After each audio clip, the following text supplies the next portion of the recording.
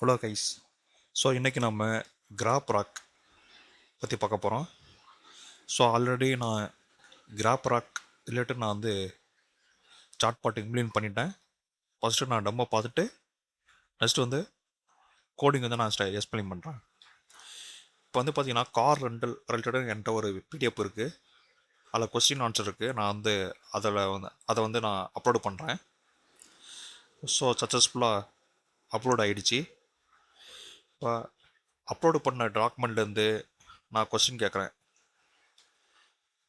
அதாவது what document are required to rental கார்னு கேட்குறேன். ஸோ அதுக்கான ஆன்சரும் நமக்கு கிடச்சிடுச்சு. ஸோ நெக்ஸ்ட் ஒரு கொஸ்டின் கேட்குறேன். வாட் கேப்பன் இப்போ ரிட்டர்ன் த ரெண்டல் கார் லேட்டுன்னு கேட்குறேன். அதுக்கான ஆன்சரும் நமக்கு ஜென்ரேட் ஆகிடுச்சு. ஸோ இதில் இந்த கிராப் ராக் வந்து என்னென்னா இது வந்து ஒரு அட்வான்ஸ் ராக். ஸோ இதுக்கு முன்னாடிலாம் பார்த்தீங்கன்னா நம்ம பிடிஎஃப் அப்லோடு பண்ணுவோம், அது ரிலேட்டட் ஜங்கை ஃபிக்ஸ் பண்ணி எடுப்போம், எல்லாம் நமக்கு பாஸ் பண்ணுவோம், ஆன்சர் வந்து ஜென்ரேட் ஆகும். ஆனால் அந்த கிராப் ராக் என்னென்னா கொஸ்டின் பாஸ் பண்ணுவோம், ரிலேட்டட் ஜங்கை வந்து ஃபிக்ஸ் பண்ணி எடுப்போம், அந்த ஜங்கில் வந்து பார்த்திங்கன்னா ரிலேட்டடு அதர் ஜங்கெலாம் இருக்கும். ஸோ அந்த ரிலேட்டட் அதர் ஜங்கையும் ஃபிக்ஸ் பண்ணி எடுத்து நம்ம எல்எல்எம்க்கு பாஸ் பண்ணி நம்ம வந்து ஆன்சர் ஜென்ரேட் பண்ணுவோம். அதாவது என்னென்னா பிடிஎஃப் வந்து அப்லோடு பண்ணும் பொழுது அந்த ஒவ்வொரு ஜங்கையும் நோடாக கன்வெர்ட் பண்ணி அதுக்கு நம்ம வெக்டார் டிபியில் சேவ் பண்ணும் பொழுது ஒவ்வொரு நோடுக்கும் ரிலேஷன்ஷிப் கண்டுபிடிச்சி நம்ம வந்து வெக்டார் டிபியில் வந்து ஸ்டோர் பண்ணுவோம். இதுதான் கிராப் ராக். ஸோ நெக்ஸ்ட்டு வந்து பார்த்திங்கன்னா நம்ம கொஸ்டின் கேட்கும் பொழுது அது ரிலவெண்ட் ஜங்கை ஃபிக்ஸ் பண்ணி எடுத்துகிட்டு வந்து ஸோ நெக்ஸ்ட்டு வந்து என்ன பண்ணோம்னா அந்த ஜங்குக்கு ரிலேட்டடு ரிலேஷன்ஷிப் உள்ள ஜங்கையும் ஃபிக்ஸ் பண்ணி எடுத்து அந்த ரெண்டையும் எல்லாம் நமக்கு பாஸ் பண்ணி ரிசல்ட் வந்து ஜென்ரேட் பண்ணோம். ஸோ இதுதான் கிராப் ராக். இதில் வந்து என்ன அட்வான்டேஜ்னால் இதில் வந்து ரிசல்ட் வந்து அக்யூரேட்டாக வரும். ஸோ ஏன்னா இதில் வந்து பார்த்திங்கன்னா நமக்கு ரிலேட்டடு ஜங்கை வந்து ஃபிக்ஸ் பண்ணி எடுத்து அதுக்கு உண்டான ரிலவெண்ட் ஜங்கையும் நம்ம வந்து ஃபிக்ஸ் பண்ணி எடுக்கிறோம். நெய்பர் ஜங்கையும் நம்ம ஃபிக்ஸ் பண்ணி எடுக்கிறதுனால நமக்கு ரிசல்ட் வந்து ரொம்ப அக்யூரேட்டாக இருக்கும். ஸோ இப்போ வந்து நான் அந்த கோடு வந்து எக்ஸ்பிளைன் பண்ணுறேன். ஸோ இதுக்கான செப்பரேட் வீடியோ நம்ம ஆல்ரெடி கம்ப்ளீட் பண்ணியாச்சு. ஸோ அதுக்கான வீடியோ லிங்கையும் நான் வந்து டிஸ்கிரிப்ஷனில் நான் அட்டாச் பண்ணுறேன்.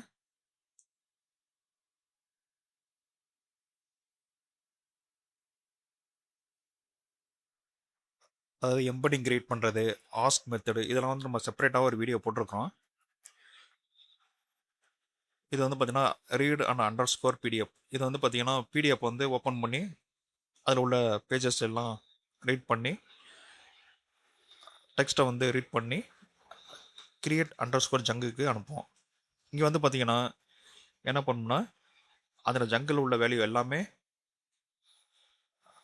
500 ஸ்பிளிட் பண்ணி ஒரு 500 ஸ்பிளிட் பண்ணி ஜங்கை வந்து க்ரியேட் பண்ணோம்.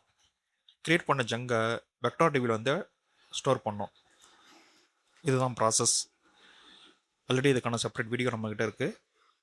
நான் ஆல்ரெடி அப்லோட் பண்ணிட்டேன். நான் லிங்கை வந்து டிஸ்கிரிப்ஷனில் ஆட் பண்ணுறேன். அதாவது ரீடு அண்டர் ஸ்கோர் பிடிஎஃப்ல தான் பிடிஎஃப் பார்த்து வந்து நம்ம பாஸ் பண்ணுவோம்.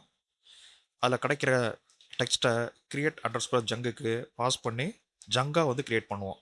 500 ஜங்காக க்ரியேட் பண்ணுவோம்.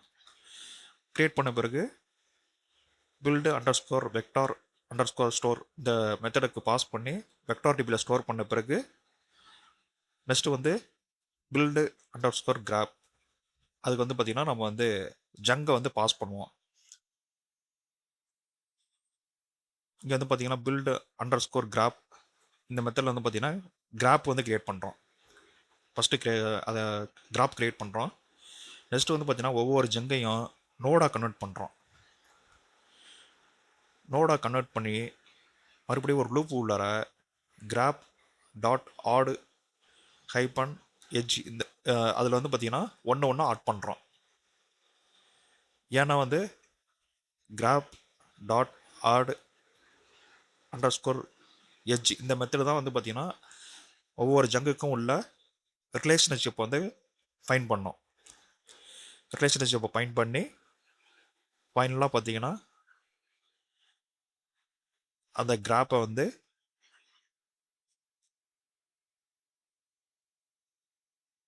ரெட்ரீவர் ஃபங்க்ஷனுக்கு வந்து பாஸ் பண்ணோம்.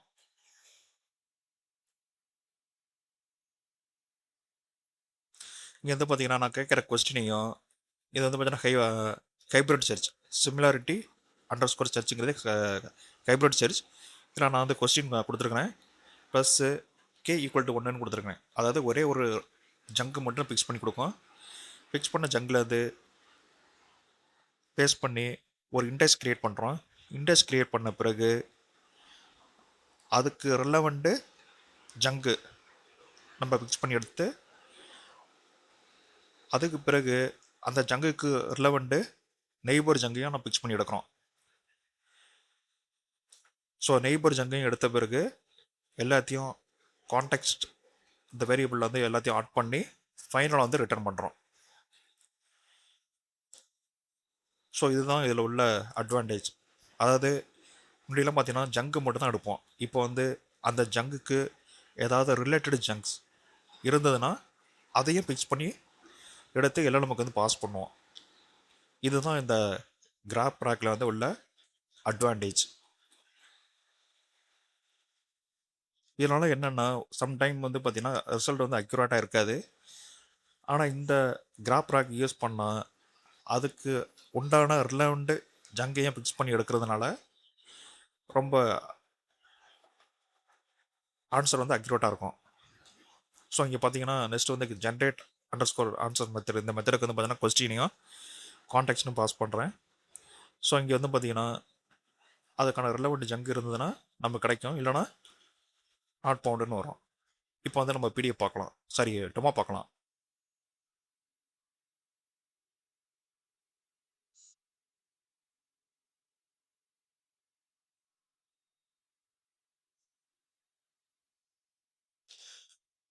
இப்போ சாட் பாட் வந்து ஓப்பன் ஆகிடுச்சு, பிடிஎஃப் அப்லோட் பண்ணியாச்சு.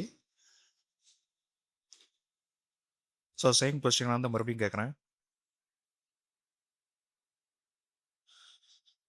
அது எந்த டாக்குமெண்ட் வந்து பார்த்தீங்கன்னா கார் ரெண்டலுக்கு வந்து தேவைப்படுதுன்னு கேட்குறேன். ஸோ அதுக்கான ஆன்சர் வந்து ஜென்ரேட் ஆகிடுச்சு.